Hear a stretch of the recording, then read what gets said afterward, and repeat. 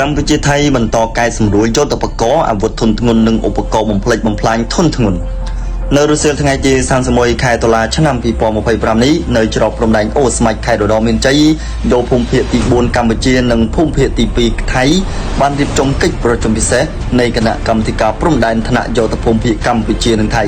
OBC សម្រាប់ពិភាក្សាលើការកែសម្រួលអាវុធនិងយកឧបករណ៍បំផ្លិចបំផ្លាញធុនធ្ងន់បន្ទាប់ពីកិច្ចប្រជុំពិសេសក្រុមលេខាធិការដ្ឋាននៃគណៈកម្មការធិការព្រំដែនថ្នាក់យោធភូមិភាគកម្ពុជានិងថៃ OBC កាលពីព្រឹកមិញនេះសហប្រធានដឹកនាំកិច្ចប្រជុំដោយឯកឧត្តមប៉ៅហេងមេបញ្ជាការយោធភូមិភាគទី4កម្ពុជានិងឧត្តមសេនីយ៍តូវីរយុទ្ធរ៉ាក់ស៊ីងមេបញ្ជាការកងទ័ពភូមិភាគទី2ថៃដោយមានការចូលរួមពីក្រុមអ្នកសង្កេតការណ៍អាស៊ាន AOT ប្រចាំនៅប្រទេសកម្ពុជានិងប្រចាំនៅប្រទេសថៃដើម្បីតាមដានផ្ទៀងផ្ទាត់នឹងការធានាអនុវត្តបទចុះបាញ់ឲ្យបានពេញលេញភាពត្រឹមត្រូវនិងមានប្រសិទ្ធភាពភាគីទាំងពីរបានពិភាក្សាគ្នានឹងឯកភាពគ្នាលើផែនការជាក់លាក់នៅក្នុងការសម្របសម្រួលយុទ្ធបកនិងអាវុធធុនធ្ងន់របស់ភាគីទាំងសងខាងជាជំហាននិងតាមដំណាក់កាលនៅក្រោមការសង្កេតនិងការផ្ទៀងផ្ទាត់របស់ AOT សម្ដៅរួមគ្នាដាក់កាត់បន្ថយភាពតានតឹងផ្នែកយោធា